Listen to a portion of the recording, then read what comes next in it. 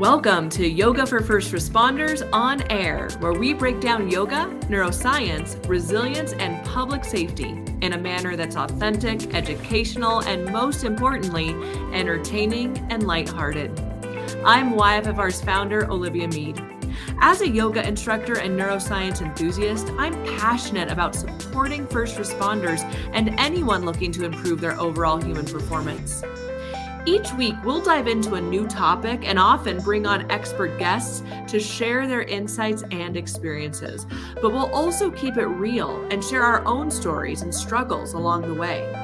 So whether you're a first responder or seeking to master the science of mental and physical resilience, this podcast is your ultimate guide to triumph over life's challenges with unbreakable strength and unwavering fortitude. By pressing play, your training has begun.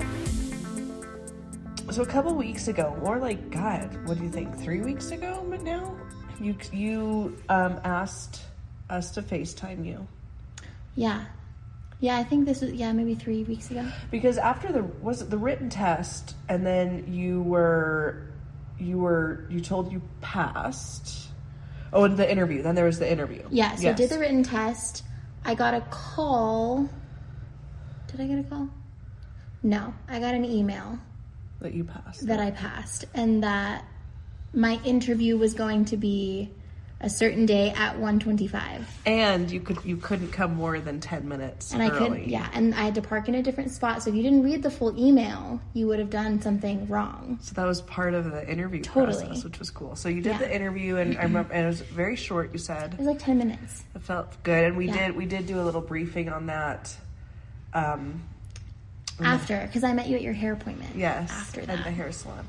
Yeah. So, and you were told like it could be like up to 3 weeks till you knew anything after that. Yeah. Right? I think they said like 2 weeks. Yeah, before I would know. But then 3 days later. 2 days later. 2 days later. It was a Tuesday that I interviewed. I got a call on Thursday. Okay. That they wanted to offer me a conditional job offer for the academy. Dude. Yeah, I know. Isn't that so exciting? It's like, I mean, there are people, it is not unheard of to try several times. Yeah. I don't even know how to like process that. Like I think I have imposter syndrome, I think is what I'm experiencing. Yeah. Because I'm like, why out of literally the hundreds of applicants did I make it through? You know, like I'm normal. Well, they saw something that Allie and I saw, and they're seeing it too, and that is that you hold this ability to do this very special job. Yeah. And so some things that, we haven't documented, but we should have, and I'll just sort of bring them up again, is one thing you've said is that you kind of are feeling like you're not quite wrapping your head around the reality of this yet. Yeah. Or the reality of this job. Yeah. Hold on. Okay. Yeah, I think I just like don't know how to think and feel about it yet. Like my brain and body aren't allowing me to like access that. Like I can think of like scenarios and stuff, but it just feels so far away. And I also like don't really have a point of reference for doing anything like this before, going through any process like this, going through an academy, being a firefighter. Like I don't have any point of reference, so I don't really know. I mean, you have a tiny little peek from instructor school. Yeah, but like in terms of like what a real call feels like, or being in the station or whatever, like I just have no, like I just don't know what any of that is going to be like or feel like. I don't know what to expect, and so I think if my brain did let me think about that, I think I would just feel really stressed, and I think it's kind of like protecting me from that. Yeah. Which is, I'm actually really grateful for, because I feel like that's going to allow me to be more in the present. Yeah. Like we were talking about this the other night. So I'm actually really grateful for that, because I can't get myself too worked up beforehand. No, just one step at a time. Yeah. But this is why for instructor school we do have people do ride-alongs and stuff like that, so that you can actually get some sort of frame of reference, you know, like it's not the full deal, but you kind of get a glimpse of that and can kind of start to understand instead of just what's portrayed, you know, on TV or whatever. Exactly. And then the other thing that you were bringing up too is, you know, being a female in a male dominated, you know, line of work. Mm-hmm. And you've heard some, you know, difficult stories about that. Yeah. And a little bit of like, maybe, you know, just that's been on your mind too. Yeah. It's definitely something I've been thinking about, and not even the most extreme things that, you know, could happen that we've heard stories about, but just more of like, what is the dynamic going to be between me and my firefighting brothers? Like, is it going to be the caring, playful, I have your back kind of dynamic, or is it going to be like we're at odds all the time and like everybody's weird about things, you know what I mean? Like, I'm really hoping it's the former. But yeah, I think I just am like not really worrying about it, but I'm wondering about it. Yeah. Like, I'm wondering what it's going to be like, and it's just things I'm thinking about, and I'm envisioning like the good things, you know, but I just don't know really what to expect until we're in the middle of it. I think BCFR seems like they are going to be looking out for that. They're looking for people who are going to have that familial feel. Yeah, I think that's true. And that's what narrowed it. I mean, obviously you're passing objective tests, but I think they also are looking for a particular personality. I think that's true. You know? Yeah. And that's really what I felt from the recruitment team during the physical test and the guys that were running that test. And they were incredibly caring and very kind. And yeah. And that's, I mean, honestly, the academy is another filtration system, though. Because if you don't show up the way they want you to, then that's another way of letting people go. Yeah. You know? Totally. So, and, you know, in my experience being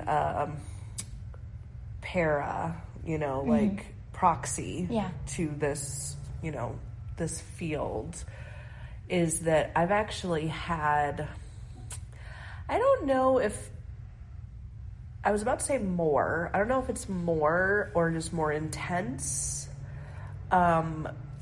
difficult experiences with the females. Yeah, and I can see that being true too. Yeah. And I think it's because, you know, and things are probably changing, but they've had to fight for a place. Yeah. And so when another female comes in, there's fewer of them, so hard to know who's alpha and who's, you know. Totally. So I've kind of found that in both law enforcement and fire, is that, you know, I felt kind of most a little uncomfortable in, like, even I've gone to some women conferences and, you know, women in whatever, in law enforcement or women, whatever. Yeah. And felt that. And again, it's not always, so I don't want to make like a blanket statement, but it's just like we don't, I think a lot of people might be thinking about the male to female dynamic, but, and also I didn't experience that with Amy at BCFR. Yeah, no. She seems so loving Amy's too. great. So, and Stephanie, our friend Stephanie. And Stephanie, yeah. So that might be kind of, the and tides might be changing. Because the incidents that I experienced were always with the elders. Yeah. Not all, again, but that have been in there for a while and probably were weren't treated great. Yeah. And then kind of had that like resentful. Yeah. Yeah. So, you know, so that is interesting, and you're going to find that everywhere. Yeah. You know. I'm thinking about something our sweet friend Allie told me. She just said something about like quiet confidence.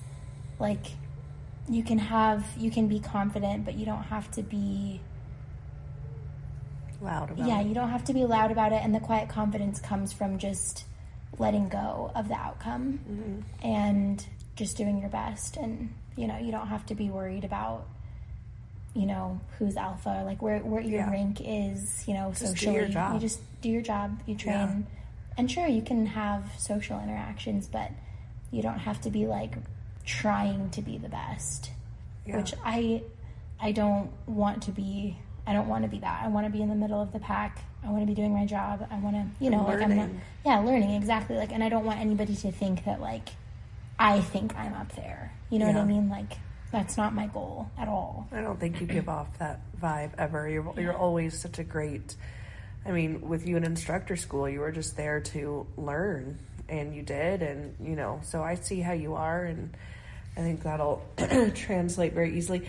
You know, it's always harder anticipating something than when you actually are in it, because then you can do something about it. Yeah, anticipation will get you every time. Yeah, because you're, you know, and of course you're trying to do worst case scenarios, so you're prepared, and but honestly, there's nothing you can do until you get, you know, in that moment. And I think I'm definitely, I heard, I think it was during the psychological test. So, okay, to back up a little bit, I accepted my conditional offer. I, you know, like e-signed the email or whatever, and then I had to submit some information for them to run a background check on me, and then they scheduled me for a psychological test, which I took. So they did not catch your felony? They didn't catch the felony. They haven't found the body or anything, so I think we're fine. No convictions, though. That's what they what they look for. Yeah. And then they scheduled me for the psychological test, which was last Wednesday. And during that test, I heard some of the officers talking to each other in the back of the room. I was sitting in the back too. And they were, I wasn't really paying attention, but I just heard, so August 15th, first orders, and then doomsday. And I was like, they're going to kill us on the first day of the academy. I already know. Yeah.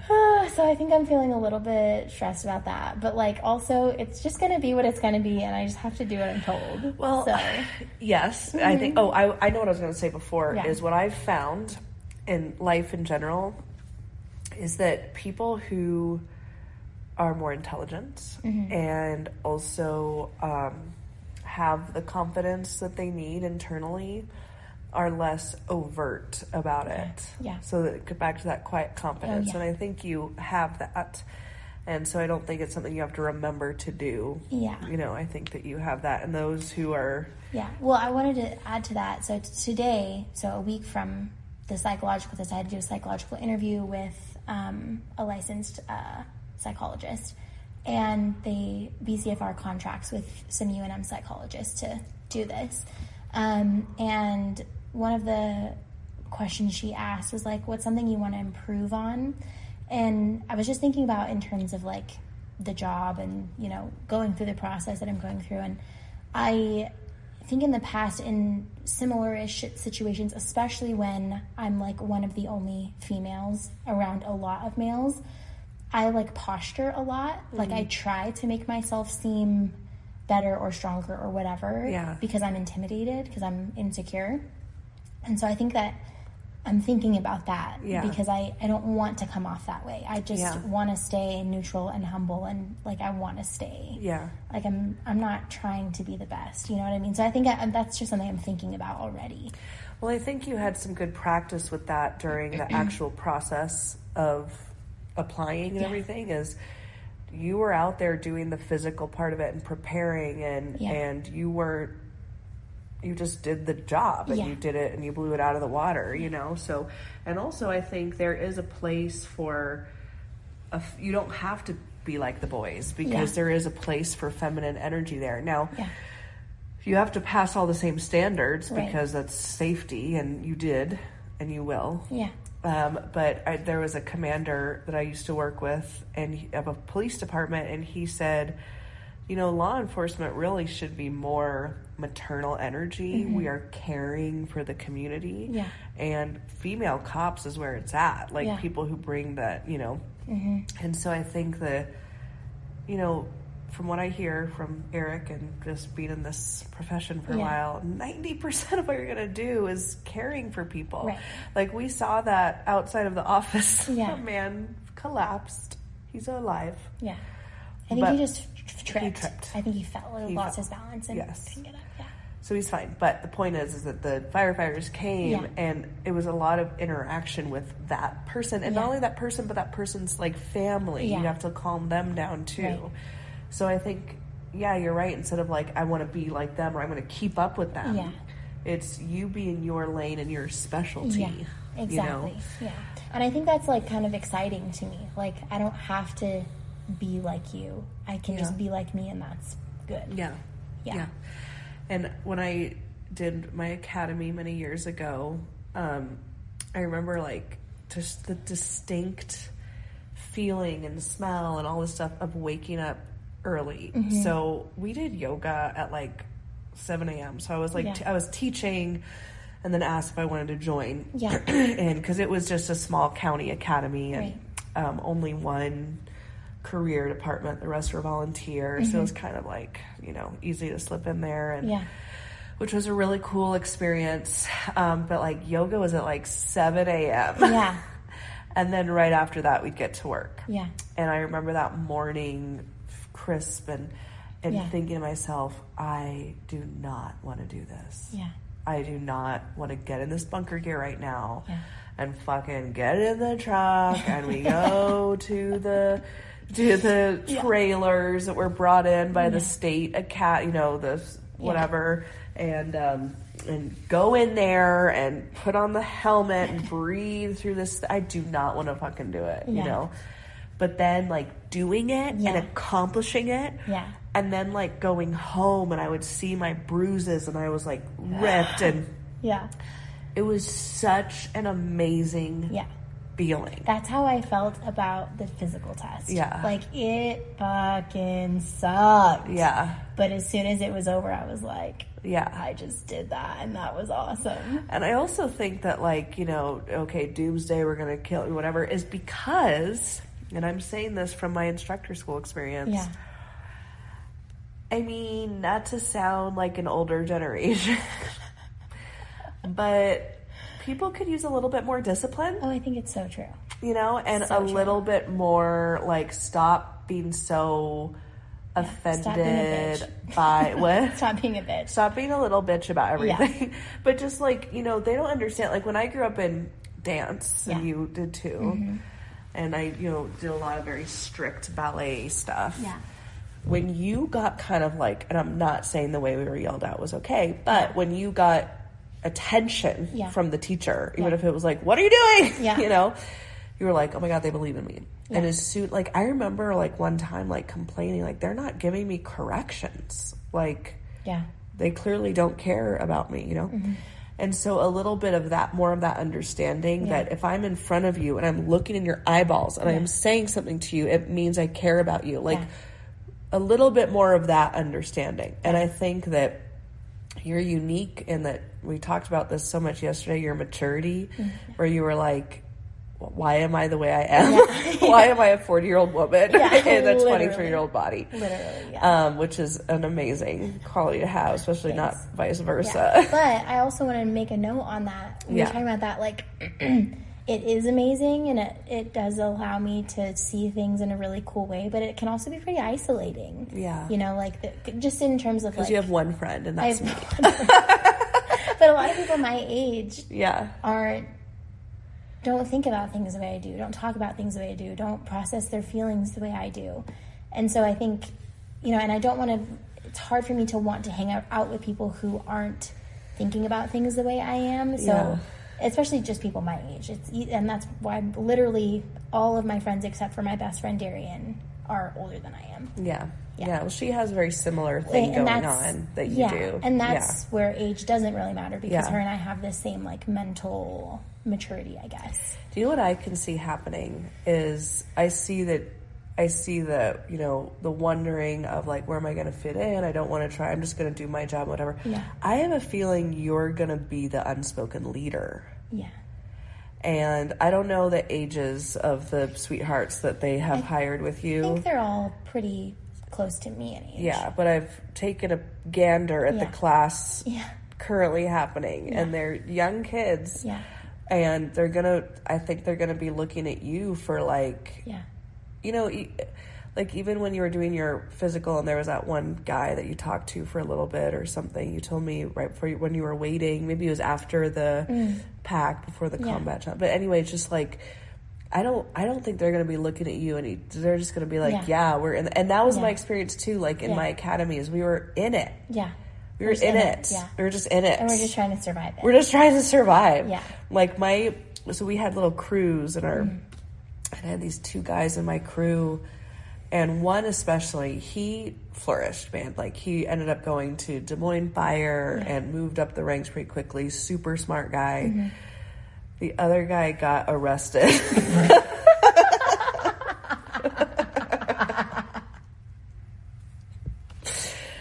Sweet kid made some wrong choices, but it happens to the best of us. But anyway, neither one of them though was like, and the one guy who that did great. This is like the end of the day, we're doing roof ops and you have to carry your tools up. Oh yeah. Like everything, the freaking chainsaw, what is that? The thing, the Halligan, all of it. Yeah.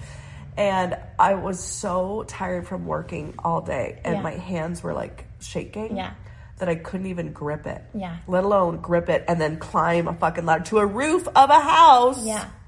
And then do your job. And then do the job, you know. Like, I had enough energy to do the job. Yeah. But I couldn't get up there. So but then they're like, figure it out. Yeah. So he had to carry my tools and his tools. And he did. And there was no peep. Yeah. Not a peep about it. Yeah. Because we got the hole in the roof. Yeah. That's what mattered. Right. You know? Yeah. And then when I got up there, I maneuvered and did my thing, and you know, so it's like we all, you know, and I didn't have a problem with heights, and someone else did in the academy, and so I like helped him out, like, you know, so I think it's gonna be hard in like the best way. I think so too, and I'm so excited for that. Like, you're just I'm gonna so excited. Yeah. Like, I have fond memories of working that hard. Yeah. I remember like being in the bathtub afterwards and like seeing like my bruised up leg, like around my knee. Oh my God, my whole knee was purple from dragging hose. And I was in it. Like, I was like so into it. Like, oh my God, I did that. I know.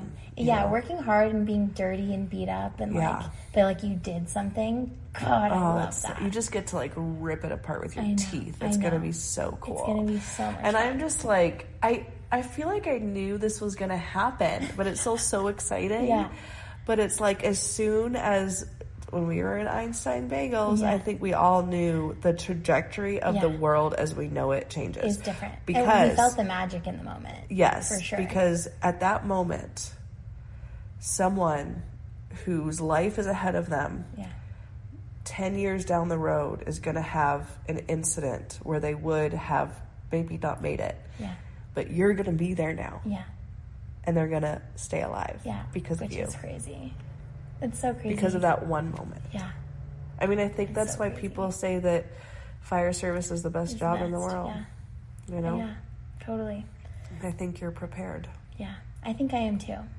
You're prepared to take the next step. I agree. Yeah, I completely agree. So I think part of the reason why I'm having a hard time like really wrapping my head around this and like why I got chosen out of all of the people.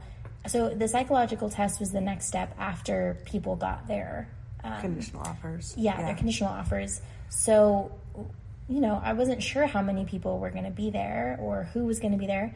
There was 12 of us in the room, and I was the only girl.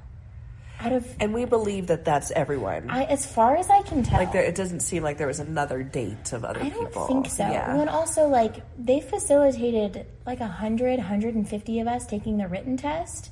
Why couldn't they have facilitated the same thing for the psychological? Yeah, it's the same bubble sheet situation. You know? Yeah. So, yeah. As far as I can tell, I can't imagine. Wow. I know. So I think it's just like, it's so crazy to me. And there was 2 other girls I saw at the written test. Yeah. And, you know, you don't know who's getting interviewed because you're all spread out and you can't be there early and stuff. So someone got tripped up along the way, I guess. Yeah. Yeah. But it's crazy to me. I don't know. It's hard to comprehend, I think. It reminds me of auditioning for like a Broadway show or like when I did my old career, it's like you get called back the next day and then you wait 2 days and they call you back again and just keep getting these yeses. And for the producers, I went from an open call, hundreds of girls, to a room of, I think, 2 of us and the choreographer. Yeah. And it's like, wow, me. Yeah. You know? It's so crazy. Yeah. It's so cool. It's such a, like, I'm honored. Like, and I'm so proud of myself, you know? But I'm also like, just like, how did this happen? Yeah. I don't know. Like, it's just such a crazy thing. Yeah. I was telling Lindsay, too, that, like, I remember the moment, and I think we've said this before in an episode, that I met you. Yeah. You know? Mm-hmm. And, you know, I met you with the business you had, which was reselling. Both are correct. Both are correct. And it was at a cute little, like, Halloween market. Abby's birthday. Abby's my dead dog, everyone. Yeah. But I stepped into your little tent to try on a few things, and it's almost like, okay, I'm gonna fuck your life up. Yeah. I'm gonna turn this shit that you're selling, I'm burning it to the ground, and you're about to do something else. Yeah. This is your days are numbered, sweetheart. But also, so we like our relationship makes me laugh because we were in the car yesterday and we had just been talking about loud sneezing and just how annoying it is. Well, we heard somebody here at the office, like next door, yelling like their sneeze. The loudest dad sneeze you've ever heard. 4 times. 4 times. It happened 4 times. And we could not believe it. Yeah, and then we were in the car talking about sneezing. And then we come back from the gym and this one sneezes so fucking loud. And I was tired. Yeah. And hungry. Yeah. And wanted to clean the office. Yeah. And I just was like, God, shut up! And I just wish we started laughing so hard. And I just wish we could stop the moment where we first met and then someone show us a video. Like, this is you in less than a year. Yeah. Like, barely 6 months. Yeah. This is going to be like, what is the nature of your relationship that you be the vehicle together? And one of you was screaming at the other, shut up. Shut up. Oh my God. Oh, it's good. Okay, and so when you had you did the bubbles, and then you spoke with the psychologist today. Yeah. And you were telling me that it was like a therapy session, but they can't give you any feedback. They can't talk really to you. I did mention having migraines like a lot as a kid. Yeah. And she was like, okay, I'm actually going to tell you something. She's like, I have gone through the ringer with migraines too. And she's like, Botox in your jaw helps so much. And she also said she went gluten-free and dairy-free and soy-free. And that helped her? And yeah, it helped her so much. But she said Botox in your jaw is like unreal. Did you do that? I have a lot of tension in my jaw. Oh, maybe that's what you told me. Yeah. Ooh, Botox. Well, and Amy from BCFR mentioned that she has a friend that does Botox in their neck for migraines, but they're not a firefighter. Oh. And so I was like, if I do Botox in my neck, I'm not going to be able to hold my head up. Can you imagine? They're like, hey. So are you going to be like slack-jawed if you're like,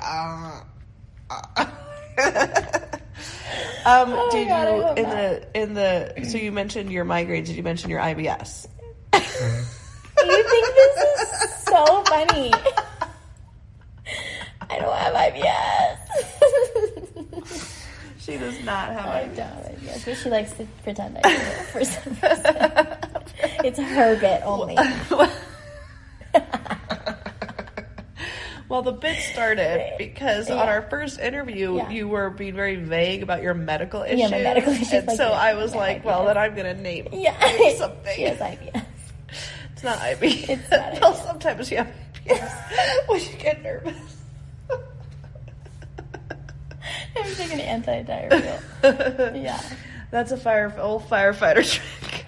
I'm going to be so constipated, dude. You're going to have 48 hours where you do not shit. Just because don't poop. And then you're going to have I'm going to go home and blow it out.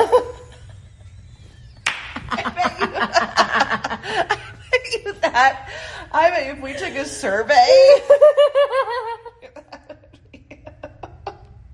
Oh, God. It's like when I used to cocktail in Vegas, I used to take uppers and downers like That's Judy Garland. Crazy. Like, I would be slamming awake pills. Yeah. And then I would be slamming sleep pills. Yeah. Oh, man. Oh, Lordy. So did that. And then how did she end it? Was she like, Okay, crazy. Like, you crazy girl. Crazy. Did she ask you, like, was there any question, like, how do you feel about, like, people?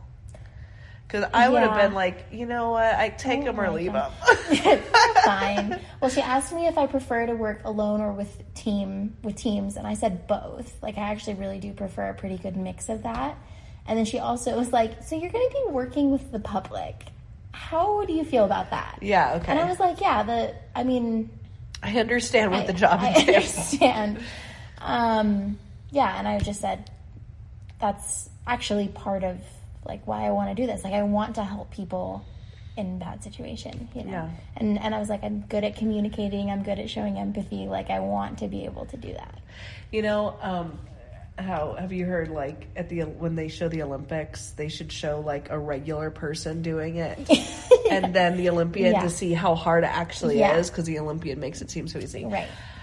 I feel like she should have interviewed me first before you, because you'll be working with the public. How do you feel about that? No, thank you. No, like, I don't like I don't like that. Yeah. You know what I mean?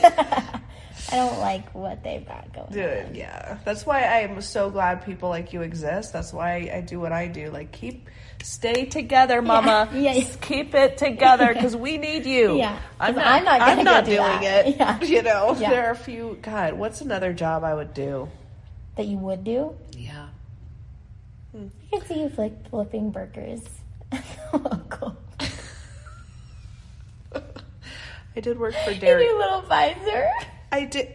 You know, I worked for Dairy Queen, right? I didn't. But you didn't? You haven't heard the story? I haven't heard the story, but there's a reason I feel this way. Because you've done it. I worked at Dairy Queen / Orange Julius. Yeah. It was both. Yeah. And did you do that? Yes. Upside down right quick. You had to say that because it was in North Carolina. Upside down right quick. I went to high school in North Carolina. I worked for, I think, sweetie. God, my bestie, Kate, and I worked like 2 months maybe. We couldn't handle it. But we wore visors and polos. Yeah. Yeah. And the Dairy Queen / Orange Julius was owned, this franchise was owned by, this is not a joke, a white man named John Ribbett. Okay. And his wife, Yun Sun, who he met in Vietnam during Nam. Oh, wow. The War of Nam. And her name was Yun Sun Ribbit? I believe so, yes. And Yun Sun was on my ass all the time about like how I was making the smoothies, and like I don't even remember, but Kate, I bet you if we called Kate, she'd remember like what she would yell at me all the time about. But John Ribbett, like nowadays, this was 1968. Dude, whatever date I say is still before you were born. So I think it was I was a junior, so like 98, 99. Yeah. And nowadays, John Ribbett would be in prison. Oh, like wow. for how he treated us. Oh, wow, yeah. Like how he showed us how to do the like behind us. Oh, yeah, it was so gross. Wow. Yeah. Ooh. And then that's bad. there is this really cute guy who was in drama. He was in the drama. Well, I went to art school, everyone, so he was in the drama department in college. Oh, wow. Super beautiful man. Yeah. Gay. Yeah. But I don't know if we knew that or not. I mean, I think we always just assumed. Yeah, because he's there. Because he's at school. Yeah. For the arts. Yeah. And you will see him. He has been on commercials now. Who is it? His name is Ben Cherry. He is still my Facebook friend. Ben and Jerry. His name is Ben and Jerry. He started an ice cream store. Ben Cherry, if you're listening, which I don't think you are, but when this comes out on Spotify, I will tag you on Facebook. Should I? Yeah, you totally should. Ben Cherry, do you remember this? Okay, you're so cute. You still are so cute. He did a shaving commercial because he had this beautiful jawline, right? Lovely. So he's done a lot of stuff. But anyway, so we're like, oh my God, Ben Cherry is up at bat to order something. And he ordered a hot dog. And we, already, it's like, and we had to wear khakis. We're like 16 and 17 years old, and so we're wearing, or 15, 16. So we're wearing khakis, a red polo, and a visor. You were Jake from State Farm. Yes, with a plus a visor. Plus a visor. And so we had to, before you served a hot dog, you had to stick the thermometer in it to make sure it was at temp.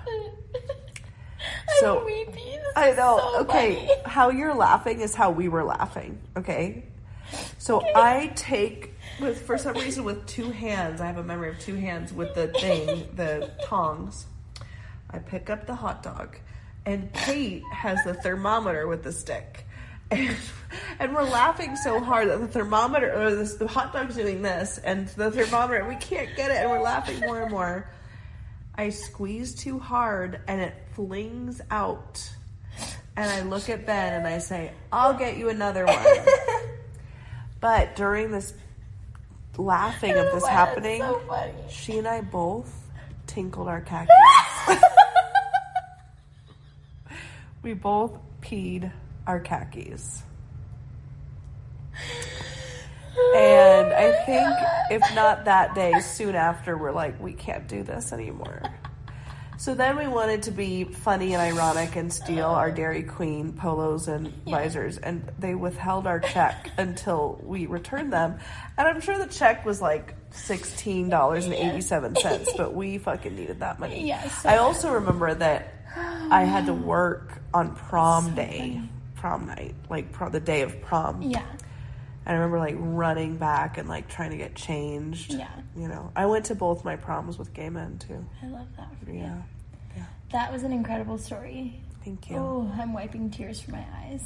That was so funny. So I can just picture you, little you, which, by the way, I've seen photos of you when you were like older than I am now, married, and you look 12. I know. I can only imagine how little you were I'll find some. Did I show you those pictures of me from high school that I found in my garage? I don't know. Oh my god. Maybe. Oh wait, yeah. Yes. You did. Okay. Yeah.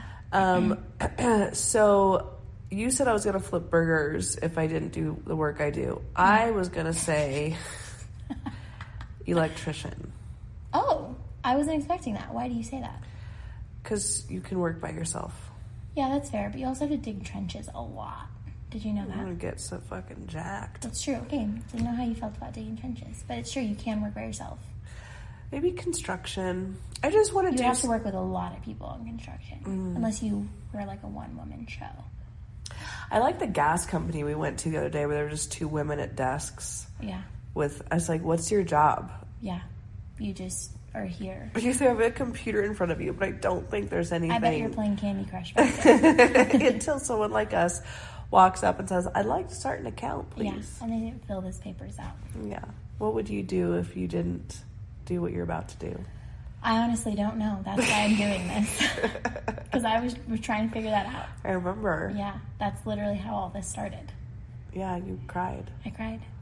You were like, I can't keep selling, shirts from 1971. I can't do it. It's not putting food on the table. Not putting enough food on the table. I only have like 2 peas and a carrot. And things cost a lot more than a goat and 2 raspberries. So yeah, unfortunately. Yeah. I was gonna say, give a woman a shirt and she'll wear it. Teach a woman how to sell a shirt and she won't make any money. Correct. You'd be correct. I do, however, so my husband and I are moving to this new house in the mountains, which I'm so excited about. It's so lovely there. But I have all these plans of like having a garden, maybe some ducks. You know how it goes. Yeah. Yeah. So you're going to be self-sustaining. Yeah, as much as we can. I mean, it's a rental house, so we're probably going to go overboard. Like, knowing who we are, we're going to go so overboard with the gardening and the... Well, I heard your husband say, quote, there's room for a horse. Yeah. He did say that, yeah. So we'll see how it goes. But I have these visions of building, like, a little farm stand that sits, like, in the front of our house, like, on the road. And I can stock it with little stuff so people can, like, passively buy things. That's not happening. Why? It's So fun. It's too much. I don't think it's too much. I think it would be so fun, and I think it will satisfy the gatherer inside of me. So you're saying you're gonna leave shit there and hope people leave $1? Yeah, because they will. Okay, we're gonna track this. Okay. Yeah, people are good. Yeah. Okay. Yeah. So just so I get, do you have a timeline for this? No. Okay, well. It'll probably happen. We're gonna check in. It'll happen after Academy. Okay. I'm not gonna do this during the Academy. Okay, well please tune in. To see how it goes. A year from now. Yeah. And see if we have the farm stand is up and I'm not gonna sit there and run it for you, so don't ask me. No, nobody's gonna run it. It's gonna be there. Okay. And people can either Venmo or leave cash in a cash box. Okay. Yeah. People do this. Okay, I'm excited. And I'm thinking even build on to the little farm stand with like the little food stuff. A little closet thrifted stuff people can buy.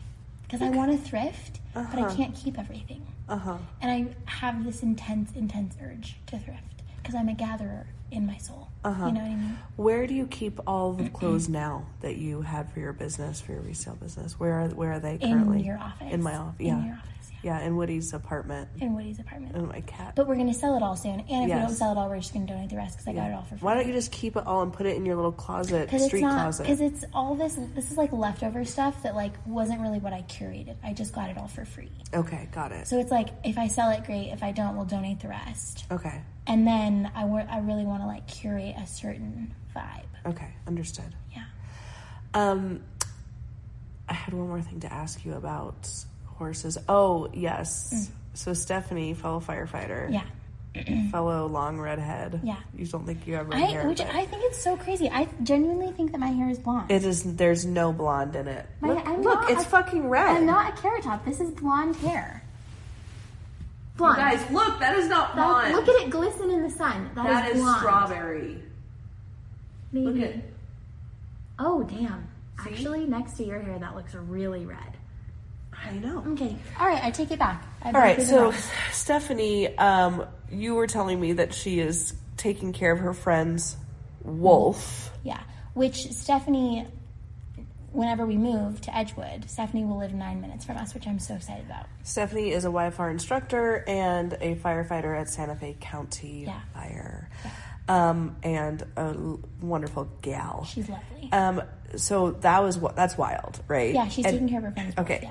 I also saw a video of hers on like Facebook or Instagram or something where it involves dogs and then there's like a bigger horse and then there's like a smaller midget pony. Okay. And they're just running around and she's filming it. And like someone, maybe it's her boyfriend or someone said, "Oh, something's gotten into Sally," or like, I don't know, something like that. Yeah. But I was like, this woman is just in it with, and you know what? That's what I want to be, like, kind of. I mean, I just want to like, I love animals so much. My husband does not. Oh, really? I didn't really know. I think what secretly is happening is he loves them so much that he's too sensitive. That's what I think is secretly happening. Super fair. Because every time I'm like, "Can I have this dog?" No. "Can I have this cat?" No. Yeah. Where if I was married to someone who wanted that, we'd probably have 5 dogs and 6 cats. So, I get it. You know, I get it. checks and balances. Yeah. I think Steve and I are talking about maybe getting a snake. I love snakes. Okay. Steve and I both love snakes. So on our porch, we have 4 orb weaver spiders. Yeah. That we love. We're going to leave them there. I had a dream about those spiders last night after you showed them to me. And they were kind? Yeah. Yeah. But there was just a lot of webbing in my house. Yeah. Also, one of those did live on my parents' porch. I didn't know what it was because it's so weird looking. Yeah. Orb weaver spiders they can also get really big. Like, if you feed them, like, flies and stuff, like, they can get, not, like, huge, but, like, they can... Damn, they can really? Get big. Yeah. If you help feed them. Ew. I mean, I love all animals, but like, it's weird. A snake. Okay. Like a corn snake or something cute. So, okay. So let me just, let's summarize here. Okay. Farm stand, honor system. Yeah. Snake. Mm-hmm. Hand feed, spiders, flies. Correct. Okay. Ducks. Got it. And ducks. And ducks. And Luna, your dog. Luna. My dog. And 48 hours of not pooping. Correct. in 96 hours, I'm just letting it rip. Just letting it rip. This is Lindsay's 2027. Lindsay Alvarez 2027 coming in hot. I think that sounds pretty solid. Yeah. Honestly. I like it. I like it too. I think it's going to be beautiful. Well, we will, so yeah, what is the next step now? What's the next thing you do? So the psychologist I spoke to today will send BCFR a report, and they'll decide if I'm crazy enough to be a firefighter. Correct, but not too crazy to do some damage. More harm than good. Yeah, correct.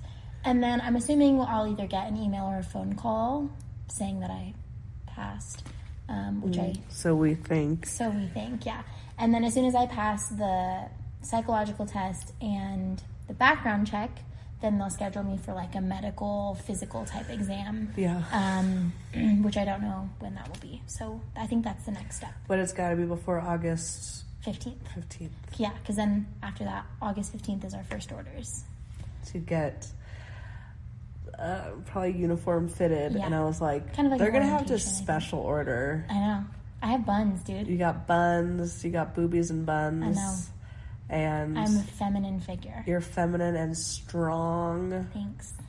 It's going to be so... And I was making fun of her. I was like, when they don't, they're not going to have... They're going to have to special order it from, like, Sweden. Yeah. And so she's going to have to be, like, in this tiny little, like, beep, beep, beep. Yeah, I can't move in my clothes. Yeah, with, like, thin little boy hips. Yeah. Cereal box figure. All right, well, we will touch base with you again soon. Sounds good. And you know what? Now I'm so glad you got in, because now this podcast is forever, like... Yeah. This podcast is going to go for 20 years, 25 years, your whole career. Literally. And I also want to be so clear, like, it could have just as easily, like, I not gotten in.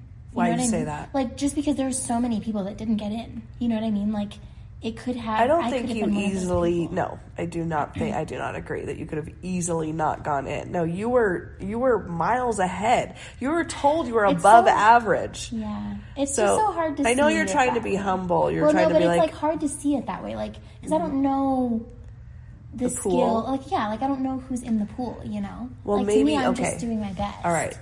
And your best is above average, apparently. Well, also, just to make you stay humble, if that's where you need to be right now, is maybe everyone was really subpar. Could be. And so you're above average. Compared to them. Compared to them, right? Okay, I can... So can you live with that? I can live with that. Okay. Yeah. Sounds great. Okay. All right. Love you, friends. Okay, love you too. Bye. Bye. Hey, before we go, I want to remind you that training your mental and physical health is incredibly important, especially for those working in high-stress jobs like first responders. And if you're interested in learning more about yoga for first responders, visit yogaforfirstresponders.org for our on-demand training app, online course platform, in-person training, and more. Like this podcast, subscribe, and give us a great review. We are so happy to have you part of the YFFR mission.